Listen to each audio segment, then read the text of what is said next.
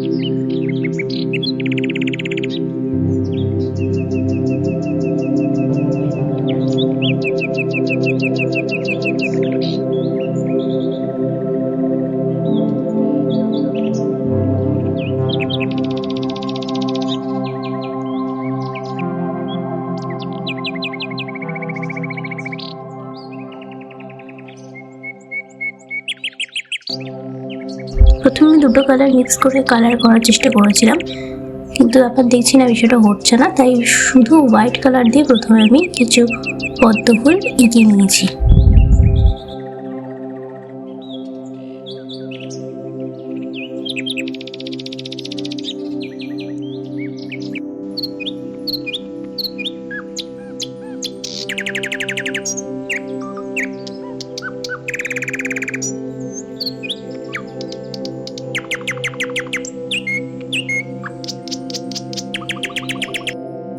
Pink কালারের সাথে অল্প জল আর একটু হোয়াইট কালার মিশিয়ে এখানে শেডিং করছি। আমার নর্মালি পেন্টিংয়ের সবচেয়ে ইন্টারেস্টিং পার্ট বা খুব ভালো লাগে যে পার্টটা করতে, সেটা হচ্ছে সেট করা বা শেডিং করা। তো এখানে আমি পিঙ্ক কালার দিয়ে সেট করছি, তোমরা চাইলে ইয়েলো কালার বা রেড বা খুব ডিপ ব্লু, যেহেতু এখানে বেস কালার আমি ব্লু রেখেছি তাই ডিপ ব্লু দিয়ে এখানে সেট দিলাম না।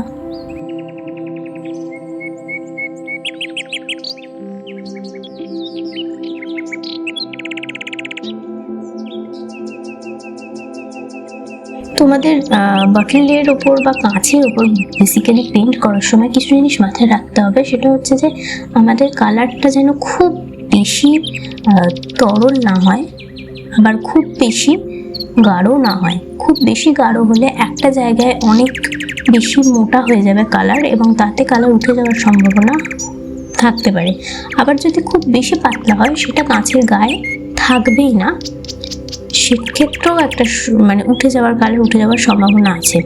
আর আমরা যখন কোনো জায়গায় সেট করবো বা শেডিং দেবো তখন আমাদের একটা জিনিস খুব ভালোভাবে মাথায় রাখতে হবে, যে যেন আমরা সেই মানে ফার্স্ট কালারের ওপরে যখন সেকেন্ড কালারটা চড়াচ্ছি সেই কালারটা যেন বেশি জল না থাকে, বেশি জল যেন না থাকে। আর একটা বিষয় হচ্ছে যেন সেটা খুব বেশি যেন আমরা ব্রাশ দিয়ে না ঘষি, খুব হালকা হাতে আমরা এখানে সেট করব।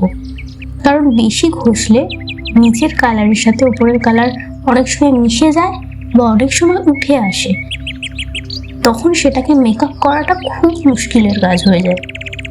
তো বটল পেন্টিংয়ের ক্ষেত্রে আমি এইরকম বিভিন্ন চ্যালেঞ্জের শিকার হয়েছি, তো তাই জন্য তোমাদের সাথে বিষয়টা বলে রাখছি যে এইগুলো মাথায় রেখো। আর একটা যেটা হয় সেটা হচ্ছে যে বটল যখন আমরা হাতে নিয়ে কাজ করি না, বিশেষ করে এটা গরমকালে হয় বা শীতকালে অনেক সময় হয়, তবে গরমকালে বেশি হয়। হাত যদি ঘামে তাহলে কালার হাতের মধ্যে লেগে যাওয়ার সম্ভাবনা থাকে। অনেকক্ষণ হাতে যদি আমরা বটলটা নিয়ে কাজ করি তখন হাতের মধ্যে কালার উঠে আসার সম্ভাবনা থাকে। তো এখানে আমি একটা জিনিস ইউজ করি, এটা হচ্ছে আমি খুব কম সময়ের জন্য হাতে রাখি, যতটা সম্ভব আমি টেবিলের ওপর রেখে বটলের যে মাথার অংশটা সেইটা হাতে নিয়ে ধরে কাজ করার চেষ্টা করি।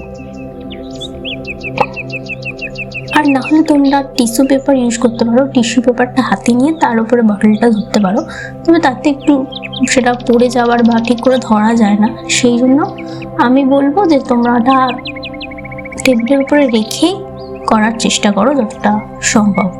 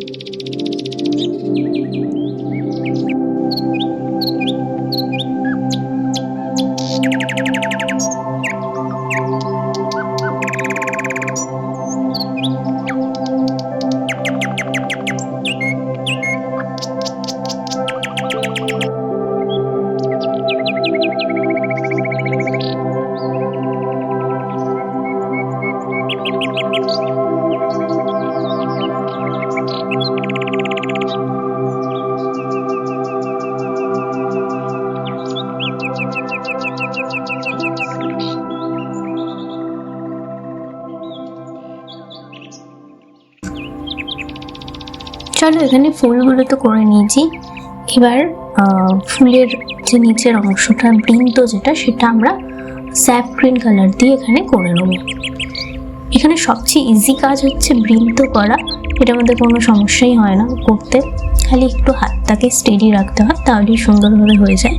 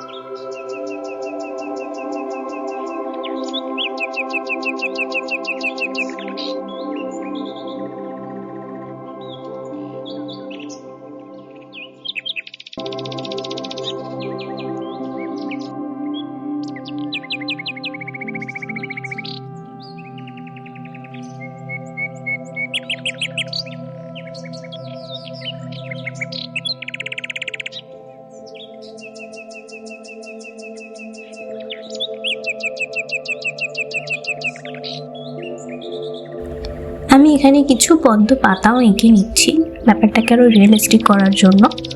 আর তার উপরে আমি প্রথমে স্যাপ গ্রিন দিয়ে পদ্ম ফুলের যে পাতাগুলো সেগুলো এঁকেছি, তার উপরে নর্মাল যে গ্রিন কালার মানে যেটাকে আমরা বলি ডিপ গ্রিন সেইটা দিয়েছি।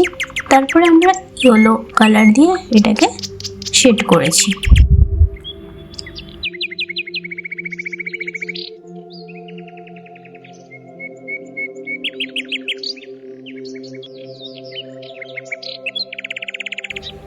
দেখো ইয়েলো কালার দিয়ে সেট করার পর পাতাগুলোর মধ্যে রিয়েলিস্টিক ভাব এসছে। এরপর আমি একদম শেষ মুহূর্তে যেটা করব, এইখানে আমার বেশ কিছু সমস্যা হয়েছে। আমার বেশি কালারের সাথে জল মিশে গিয়েছিল, তাই কিছু জায়গায় কালার উঠে যাচ্ছিল।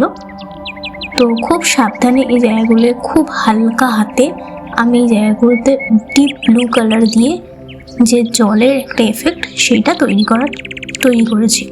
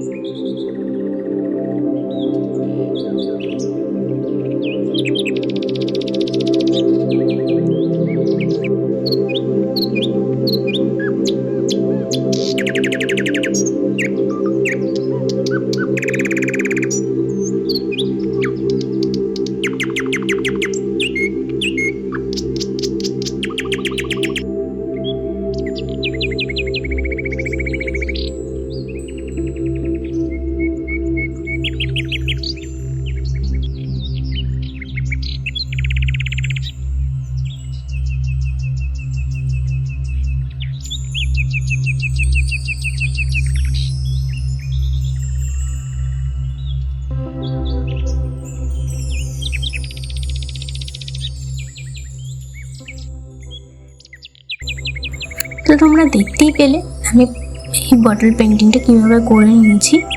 তোমরা আমাকে কমেন্ট করে জানিও কেমন লেগেছে। যদি ভালো লেগে থাকে লাইক করো, শেয়ার করো, চ্যানেলটা সাবস্ক্রাইব করে আমার পাশে থেকো।